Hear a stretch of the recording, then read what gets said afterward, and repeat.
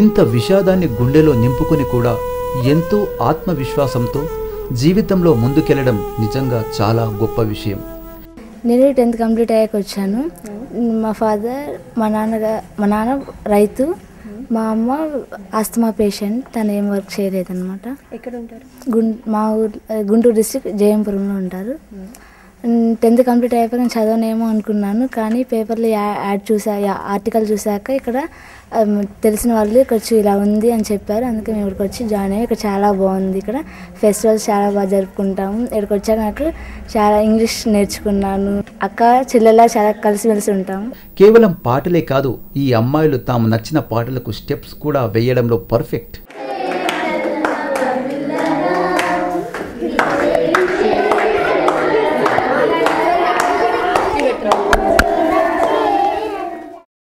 నేను west Godavari district Jangareddygudem నుంచి వచ్చాను. ఇంగ్లీష్ స్పీకింగ్ స్కిల్స్ కూడా ఇక్కడే నేర్చుకున్నాను.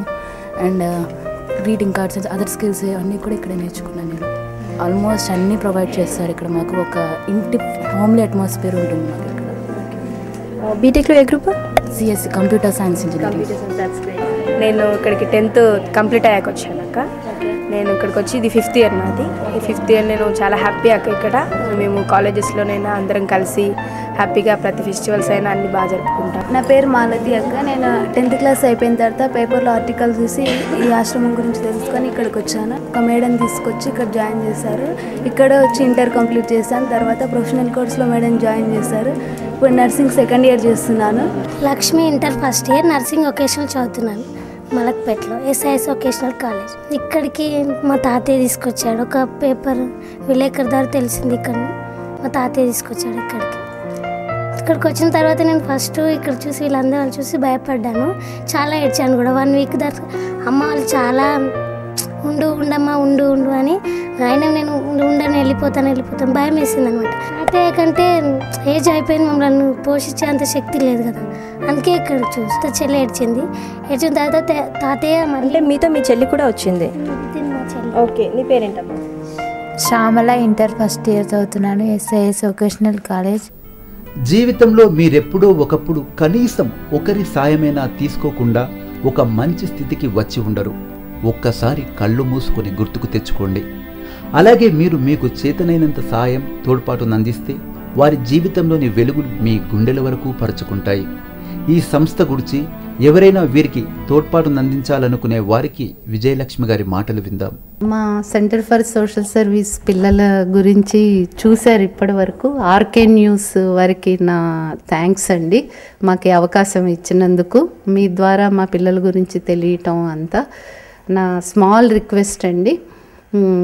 ఒక ఫ్యామిలీ సంవత్సరంలో ఒక రోజుకి 2000 రూపీస్ కనుక ఇవ్వగలిగితే, ఏదైనా వాళ్ళ ఫ్యామిలీలో పెళ్లి రోజు కానీ బర్త్డేస్ కానీ మాకు ఒక రోజు అన్నదానానికి వస్తుంది మా పిల్లలందరికీ. మాకు అది చాలా యూస్ఫుల్ అండి. అది కాక మేము ఈ సంవత్సరం కార్పస్ ఫండ్ పెట్టుకోవాలి అని చెప్పేసి అనుకుంటున్నాము. మా కోర్ గ్రూప్ లేడీస్ అందరము కార్పస్ ఫండ్కి శాశ్వత అన్నదానం కింద 30,000 రూపాయలు కనుక మాకు దానికోసమని ఇస్తే మేము ఫిక్స్డ్ డిపాజిట్ చేసి దాని మీద సంవత్సరానికి ఒకసారి 2000 రూపీస్ ఇంట్రెస్ట్ మేము వాళ్ళు చెప్పిన రోజుకి మేము వాడుకుంటామండి. అది కూడా చాలా హెల్ప్ చేసిన వారు అవుతారు. మేము ఎప్పుడూ డొనేషన్స్ కలెక్ట్ చేసి దాని మీద అనేటప్పటికీ ఇంతమంది పిల్లలు ఇంత పెద్ద ఇది నడపటం అన్నది కొంచెం కష్టంగా ఉంది.